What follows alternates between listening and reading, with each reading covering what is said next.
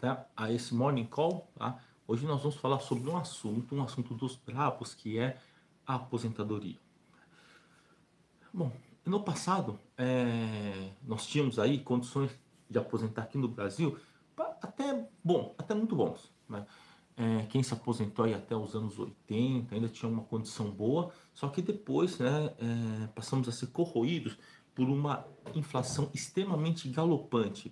Embora tivéssemos um índice de correção, né, das aposentadorias razoável durante um bom tempo, a partir mais ou menos de 1980, com a inflação avançando muito forte, aquele pessoal que se aposentou nos anos 60, nos anos 70, começou a sofrer bastante. Tá? Eu lembro dos jornais da época, 1983, 84, aqueles aposentados que ganhavam assim, que mal dava assim para pagar os remédios. E isso tornou-se algo muito comum, né? Só depois que votaram aquela lei de que ninguém podia ganhar menos do que um salário mínimo, vinculando a aposentadoria ao salário mínimo, que melhorou minimamente a condição dos nossos aposentados. Só que nós vamos ter que aposentar um dia. Nós vamos ter que aposentar um dia. E isso vai ser um assunto difícil para nós. Por quê? A geração de hoje temos menos pessoas que começam a trabalhar cedo. Eu lembro quando tinha lá uns 14, 15 anos, eu tinha colegas na escola que trabalhavam de office boy. Tinham lá 12 anos, né? A partir dos 12 anos era possível de começar a trabalhar, ingressar no mercado de trabalho. Hoje, acho que a partir dos 15, no pequeno aprendiz. Mas eu lembro que na época, mesmo alguns adolescentes com a faixa de 16, 17 anos chegavam até a ter cargos razoáveis dentro de bancos, né? Dentro de alguns escritórios. Tá? Eu não sou contra, né, que menores de 18 anos trabalhem, desde que sejam em condições boas, né, em condições não insalubres. Tá? Bom, mas vamos lá. E nós falamos muito sobre aposentadoria. E aposentadoria, em geral, criticamos muito, muito o sistema brasileiro. Né? A maioria das pessoas critica bastante. Ele não é perfeito, né? Mas ele é mais universal do que da maioria dos países. Ele é mais universal. E eu fiz o seguinte, dei uma olhada, dei uma vasculhada no YouTube, na internet, sobre alguma reportagem sobre aposentadoria. Então quem está aqui no Insta, procura esse vídeo aqui, tá? Esse Morning Call aqui no ao vivo lá no YouTube. E eu deixei, né, aqui para quem está aqui no YouTube, os dois primeiros links eu deixei dois vídeos que falam sobre aposentadoria. Um deles, tá, é um vídeo que fala sobre aposentadoria para o alemão. E olha, não é aquilo que se fala, não. Não é aquilo que todo mundo fala, porque lá no exterior o sistema previdenciário é isso, é aquilo, tá? Segundo essa reportagem aí, que entrevistou aposentados alemães, parece que a cada 5 aposentados, um deles vivem abaixo da linha da pobreza. Ou seja, a aposentadoria é insuficiente. Então aparecem alguns casos de pessoas que aposentaram e vivem em uma condição extremamente difícil e tem que até recorrer é, a instituições que dão almoço gratuito, né, dão uma vez por semana, coisas desse tipo. Ou seja, a pessoa não tem uma vida digna, ela tem uma vida assim com muita escassez, que infelizmente, tá, é uma realidade mundial.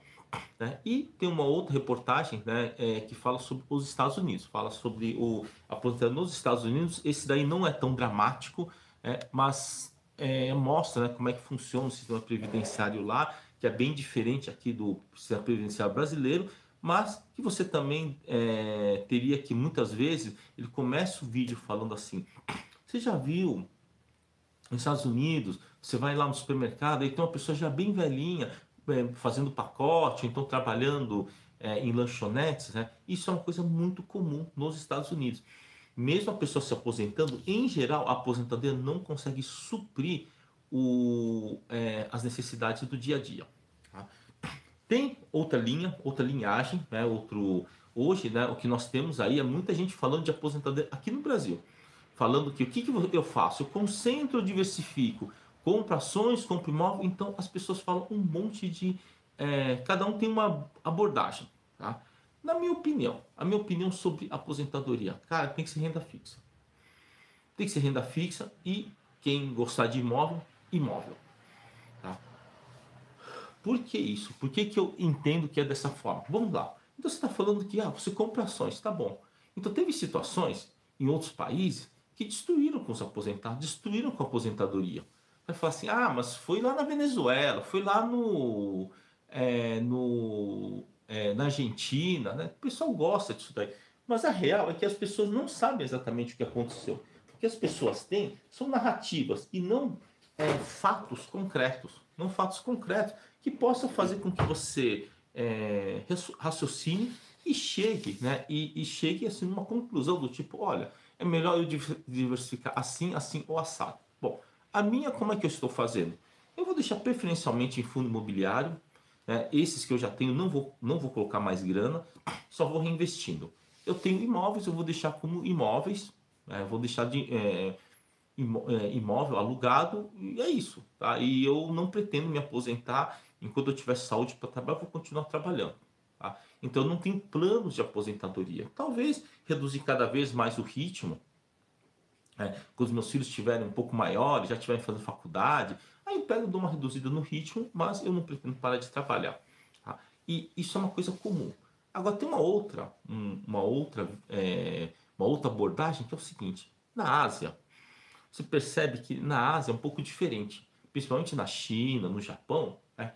Em geral, as pessoas elas vão trabalhando até quando der para trabalhar, né? E em geral os filhos ajudam a manter os pais. Isso em praticamente todo lugar do mundo é comum, os filhos ajudarem a manter os pais, a amparar os pais na velhice. Porque é justamente naquele momento que ele tem o quê? Tem menos, muitas vezes a cognição já está bastante, vamos dizer assim, já não tem aquela mesma capacidade cognitiva, tem dificuldade de tomar decisões importantes, enfim, tá? É o processo da vida, né? Agora, assim, acreditar que a previdência nos outros países é uma maravilha e que você não vai ter nenhum problema, coisa assim, olha, eu acho que isso é ilusão. Tá? A Europa toda está com um problema muito sério. O avanço, né? O problema muito sério não, é uma característica hoje. Tá? Por que você tem um avanço muito grande da direita hoje lá na Europa? Né? Do ultranacionalismo. O avanço, um dos grandes motivos do avanço, o que é? É também a questão previdenciária. Porque os europeus, a maioria deles, não querem dividir vamos dizer, a riqueza do país, tá? Que uma parte dela seria para bancar a aposentadoria, né? Com estrangeiros. Essa é a realidade. A realidade é mais ou menos assim. Aqui no Brasil é um pouco diferente. Aqui a presidência brasileira é uma mãe. É uma mãe a presidência brasileira. Tá? Inclusive tem cidadãos que vêm da Bolívia, vêm da Venezuela, né, para morar aqui no Brasil, justamente porque o sistema previdenciário, apesar de não ser nenhuma maravilha, ela minimamente ela paga alguma coisa, ela paga lá um salário mínimo, né? Tem até aquele programa lá, né, de acolhida, né, para os venezuelanos que vêm para cá, que vão lá entram lá pelo Amapá, passando por aquela selva densa, correndo risco de vida. Eles vêm trabalhar, né, o próprio governo tenta, né, dar uma condição de vida minimamente decente para essas pessoas. O Brasil, nesse sentido, ele é uma mãe, tá? Nesse sentido aí. Tá? Tem falhas? Tem muitas falhas, né? Mas ainda assim você vê que tem gente que vem para cá por conta disso daí. Ou seja, não é uma coisa, não pode ser uma coisa tão ruim assim como o pessoal desenha. Agora o problema é projetar a aposentadoria europeia, assim, olha, porque na Europa é assim, porque na Suécia é assim, não é bem assim. Eu acredito que se você for lá ver a fundo o que acontece no dia a dia do aposentado, você vai ver que não é essas mil maravilhas, não são todas essas flores enfeitadas que o pessoal coloca aí nas redes sociais. Aliás, é muito fácil fazer crítica, é muito fácil criticar, tá? Mas voltando à questão da aposentadoria, no que eu coloco? Olha, eu prefiro colocar na renda fixa e imóveis. Porque em ações eu não acho que é um grande negócio. Olha, então estou te falando que, tá bom, se você tem até um cidadão que faz faz o marchand dele assim. Então você, a vida toda, você guardou 20% do que você ganhou, comprou ações de boas empresas, só que você mora na Argentina. Ou então você mora na Venezuela, ou mora na Bolívia. Então eles usam esse discurso, né? Aí, bom, o que esse discurso por trás está, esse discurso? A venda de relatórios. A venda de relatórios de ações, né, cursos, enfim.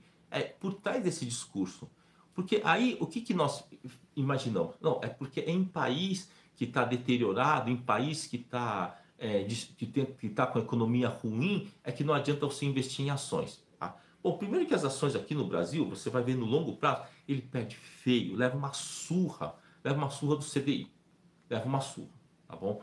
Aí você vai falar assim, ah, mas é só escolher as boas ações. Então eu fico pensando o seguinte, o trabalhador que está varrendo a rua lá, trabalhador digno, batalhador que está lá varrendo a rua, será que essa pessoa ela tem condições de selecionar boas ações para sua carteira de aposentadoria? Bom, primeiro que essa pessoa muito provavelmente ela passa a vida com muita dificuldade, tá? Alguns deles não sabem nem escrever, nem ler. Como é que essa pessoa vai analisar uma ação? O meu entendimento de investimento tem que ser uma coisa universal. Então lá no fundo CDI você não vai ter esse problema. Isso para mim é um investimento. E derivativos é uma atividade. É uma atividade em que você vai estar o quê? Você, na verdade, quando você opera derivativos, sabe o que você está fazendo? Você é um corretor de seguros. Você tenta transferir risco de uma operação para outra, de um ativo para outro, de uma opção para outra. É isso que você faz. Então você tem que fazer direito a conta, né? Para fazer bem a conta. Claro, tem o fator de você acertar a direcionalidade, que ultimamente não tem sido fácil. A gente leva muita violinada lá da bolsa. Você vê a Petrobras subiu forte, o pessoal achou que ia continuar subindo indefinidamente. Pronto, deu aquele tombo lá de quase R$ 2 em poucos dias e depois agora ele está voltando a subir. Tá? Então, vou pegar outros exemplos, né, de pessoas que perderam, assim, muito, perderam dinheiro, tiveram assim as suas economias bastante desvalorizadas. Então vamos supor que você fez essa mesma coisa. Todo ano você foi lá e guardou 20% do que você ganha, comprou tudo em ações de boas empresas. Tá? Então você pode escolher o país. Você escolhe o país e eu te digo a data em que você se deu muito mal, dependendo de onde você se aposentou. Então vamos lá. Vamos supor que você se aposentou lá no ano 2000. Lá no ano 2000. E você foi lá e comprou, você está morando na Espanha, você se aposentou no ano 2000. Sabe o que aconteceu de lá para cá? Simplesmente a bolsa não andou, só caiu. Só caiu. Foi caindo devagarinho, devagarinho, não caiu muita coisa não. E os dividendos lá são em torno de 3% ao ano.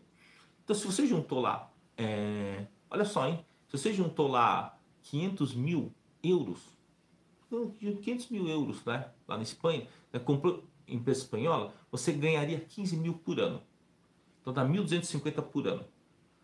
Será que 1.250 por ano dá para você pagar um aluguel em Barcelona? Não precisa ser Madrid, pode ser uma cidade pequena. Quanto custa um aluguel lá na Espanha? Então aí vem outra questão.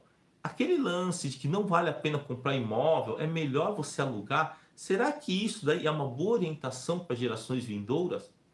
Desconfiem, tá? Então eu estou trazendo os fatos, eu não estou acusando ninguém, estou trazendo os fatos.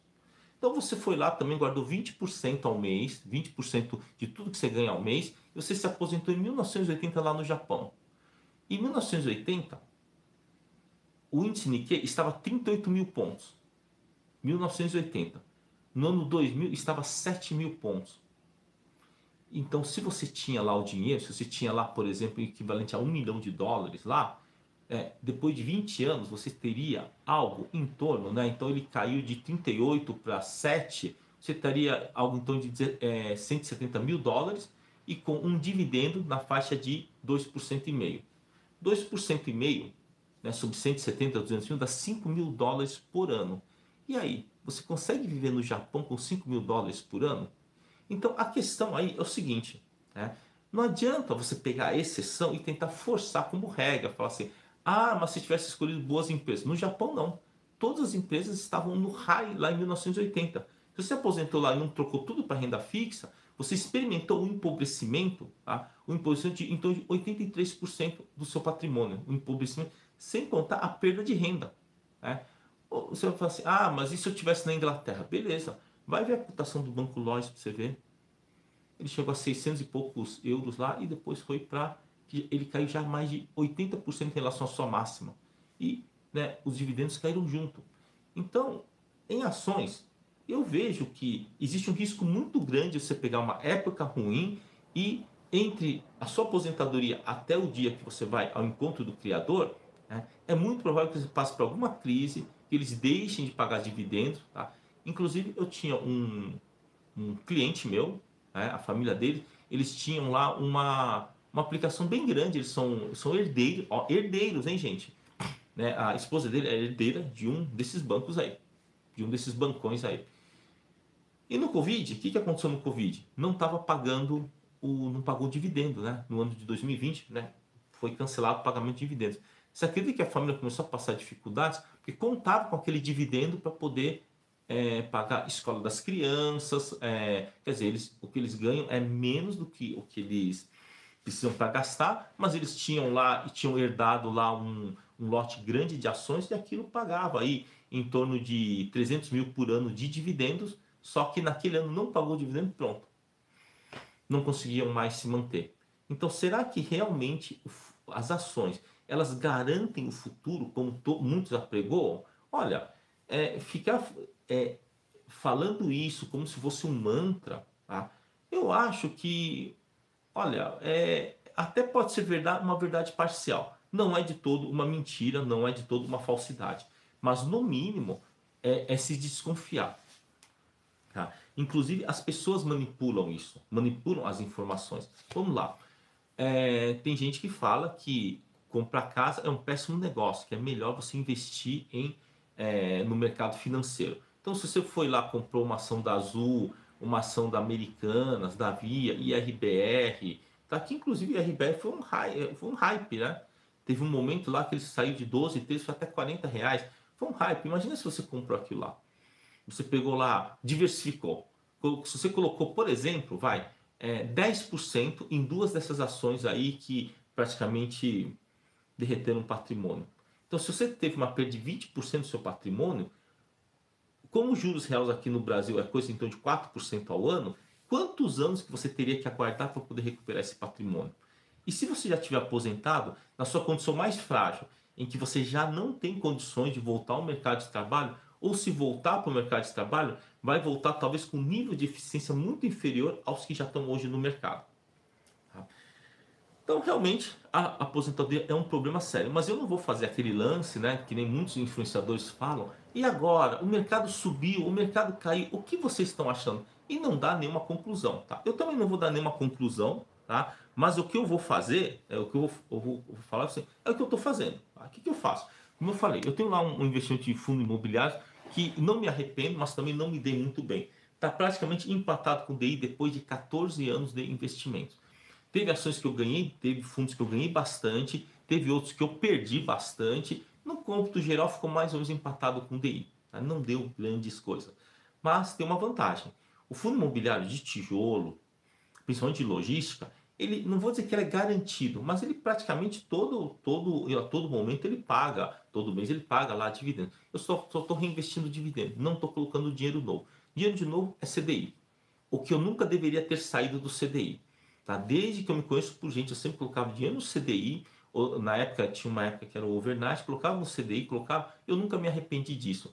Porque você vai lá, coloca lá um dinheiro lá, você até pode dizer que não supera a inflação, não repõe o poder de compra, mas pelo menos está lá. Você não corre o risco de sacar menos do que o que você colocou. Tá? Você não corre esse risco, tá? No fundo, um CDI que não seja de crédito privado, seja só título federal. Tá? Então tem vários aí, Federal DI, tem lá na Caixa Econômica, tem no Santander. No Santander tem lá o Advanced, na Caixa Econômica tem o Sigma DI. Tá? Isso não é uma recomendação, tá? Mas é os investimentos que eu faço. Tá? Pode falar o que for, pode falar o que for, pode falar que você escolher boas ações, só que eu tenho que pensar o seguinte: no meu conceito de investimento, aliás, o conceito de investimento na Ásia, principalmente, né, em Taiwan, no Japão, é diferente do conceito de investimento aqui no Brasil. Aqui no Brasil, ações não é investimento, porque ele tem risco.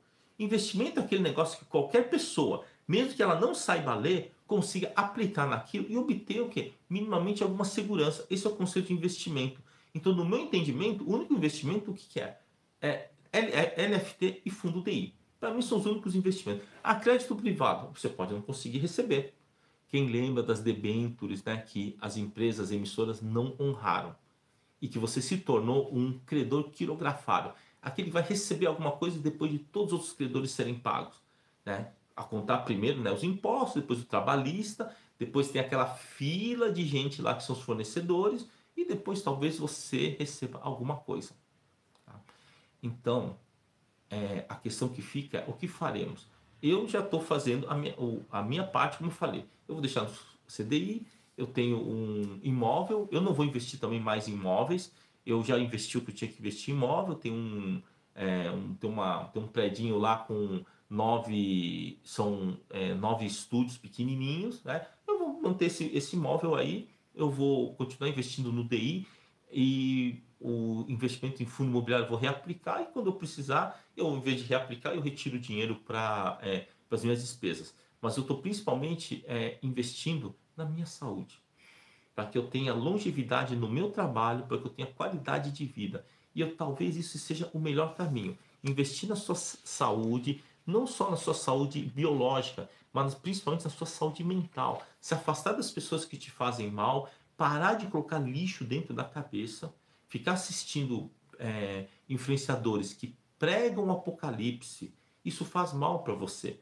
Porque isso faz com que você tenha a tendência de vender as suas ações, vender os seus ativos, no pior momento, achando que o negócio pode piorar. Ou até pior, ficar todo mês comprando seguro, comprando put para garantir, vou comprar essa put aqui para as minhas ações não perderem valor caso o mercado caia. Bom, se você vai ficar pagando put, não é melhor você pegar o dinheiro e deixar lá no CDI, esperar a ação cair bem para entrar, né? E mudar esse conceito de que o investimento em ações é de longo prazo para você estar dentro. Não, é de longo prazo para você estar fora. E depois, numa crise, você entra. Quem pagou lá os Minas, lá nos 4,50 lá no Covid, depois chegou a 20 e poucos reais. Quem pagou lá GGBR lá nos 12 reais e depois entregou ele a 30 e pouco, esse cara se deu bem, tá certo? Esse cara se deu bem. Agora, o cara que ficou direto lá nas ações, quando veio o Covid, o que aconteceu? Provavelmente acabou estopando no pior momento. Tá? Veja que isso daqui não é uma acusação nenhuma contra com as pessoas que apregoam que as ações vão garantir o futuro, você precisa investir em ações e diversificar. Como é que você vai diversificar? Primeiro, se você tiver pouco dinheiro. Então imagina, você tem lá 100 reais, por exemplo, você tem lá, por exemplo, você guarda lá, pode guardar 500 reais por mês, quantas ações você pode comprar? Vai lá para o CDI, vai juntando lá no CDI, vai se concentrando no seu trabalho. Se você é uma pessoa que é produtiva, vai valer muito mais a pena você investir no seu trabalho. Inclusive hoje, esses dias, aconteceu um lance que tinha uma carteira com vários problemas, a gente acabou tentando ajudar, fazendo algumas manobras, né? E a carteira ela não melhorou, ela até piorou um pouco nos últimos 3 meses. E sabe o que a pessoa fez? Ela falou o seguinte, falou, olha, ele pegou um projeto gigante com uma empresa grande, aí pegou um projeto e falou, olha, eu vou fazer o seguinte, eu vou pagar esse prejuízo, né? Bom, não aumentou muito o prejuízo, aumentou bem pouquinho, você fez o que eu vou pagar isso daí porque eu vou me dedicar ao meu trabalho, porque no meu trabalho eu vou ter um projeto grande, eu vou ganhar muito mais, né, do que eu ficar administrando aqui esse prejuízo aqui. Enfim, as pessoas mudam, as situações mudam, você não sabe o que você vai encontrar lá pela frente. Se você entrou na bolsa pensando que era uma coisa fácil, desculpa, você se enganou. Tá? E tem um tempo, né, de cura, tem um tempo para você ter um conhecimento que possa realmente fazer a diferença na bolsa. E também passamos por uma transformação muito grande. As opções mensais vieram para semanais. Isso mudou completamente a dinâmica operacional e nos primeiros 2, 3 meses até estava muito bem, depois começou a vir contra, mas agora novamente ela se consolidou num patamar, né, é, o, é, num patamar, né, vamos dizer assim, de volatilidade, que ela é bastante favorável para determinadas operações que não vão ser para sempre. Então, quem quiser aprender um pouquinho mais, vem aqui no canal Mestre Derivativos no YouTube e começa, né, a assistir os vídeos, principalmente o curso base de opções e as broken links. E aqui tem um comentário aqui, professor, acha errado calcular a inflação real, não pelo IPCA, mas uns 0,5% ao mês para ter uma inflação real? Olha, eu lamento dizer que 0,5% ao mês Eu não acho que é inflação real. Eu não vejo, né, uma inflação hoje, tá? Pelo menos que cai nos nossos bolsos, inferior a 8, 10% ao ano. Eu acho que não é menos do que o que vai no nosso bolso. O que arrebenta o nosso bolso, tá bom? Não é essa inflação oficial, não. Como eu já falei, a abobrinha antes do antes do Covid era 2,99. Hoje está 8 pilas. Está 166% de alta. Eu tinha lá água mineral. Água mineral, né? Água mineral mesmo teve uma alta estrondosa. Ele custava, né, em torno, o quê? De 69 centavos. Tenta achar hoje alguma água mineral no supermercado menos do que 1,80, 1,50. Ah, mas vai no atacado, está mais barato. Então você vai pegar o seu carro, vai até lá no atacado, né? E você vai ver o custo que você tem, né, para você comprar essa água mineral. No final das contas, o que nós temos é o quê? É uma inflação consideravelmente elevada para os nossos bolsos e que a inflação oficial está com certeza muito abaixo, né? Do que é o real, tá bom? E aqui tem uma pergunta aqui que eu acho, né? Do CDB da XP. O CDB ele tem um fundo garantidor de crédito, tá? Não tem problema nenhum, tá? Até os 250 mil você está garantido, tá? E aqui tem um outro comentário, né? Estudei a Brookings no fim de semana e pensei em aplicar as Kind Butterfly como hedge. O que eu acho? As Kind Butterfly elas podem estar independentes, né, junto com as Broken Wings. As duas são boas. Tá? Se você puder fazer as duas dentro de uma faixa aceitável de oscilação, o potencial de ganho é muito monstruoso. Valeu, gente? Bom, muito bom dia aí para todos, tá? Eu pediria que vocês compartilhassem esse vídeo e quem está aqui no canal Mestres Derivativos, aqui na descrição, o primeiro e o segundo link são dois vídeos, né? Um fala sobre a previdência ou situação dos aposentados na Alemanha e o outro fala sobre o sistema previdenciário nos Estados Unidos. Vale a pena vocês assistirem esses vídeos aí e mais para baixo tem também o curso base de opções e mais para baixo, quem quiser fazer parte, né, do nosso grupo de estudo, é só ser membro do canal no plano Imersão, Sala Mestre Derivativos ou no plano Tesourarias, em que você tem acesso a vídeos que focam o investimento como focam as tesourarias. Tá? Um abraço aí para todos.